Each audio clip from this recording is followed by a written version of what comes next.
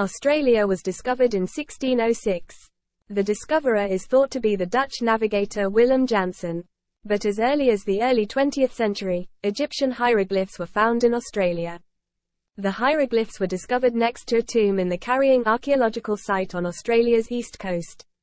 The Aboriginal people living in the area have long been aware of the existence of the unusual inscriptions. Many local songs and myths have been written about the mysterious characters.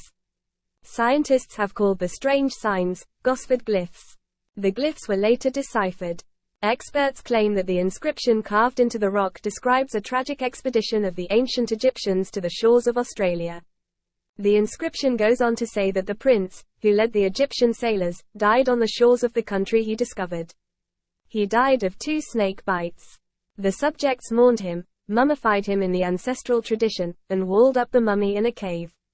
Alas, official sources still refuse to acknowledge that the Gosford glyphs were created by ancient Egyptians. Opponents of the Egyptian discovery theory make 3 arguments.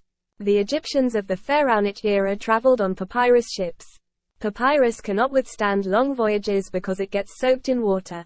The Egyptians simply could not have sailed across the Indian Ocean. Gosford's glyphs are different from the Egyptian rock inscriptions. They are not orderly, the shape diverging from the hieroglyphs we know. Some of the signs are carved backwards. The inscription uses signs invented much later than the era of the pharaoh Khufu, Cheops, named in the text. The first argument is noteworthy after Thor Heyerdahl's voyage on the papyrus boat Ra2. The famous explorer crossed the Atlantic by tarring the boat, again, according to the recipe of the ancient Egyptians. And as for the strange shape of hieroglyphs, they were written not by educated priests, but by sailors. They could have been confused, all the more so as stone is not a very convenient material for writing.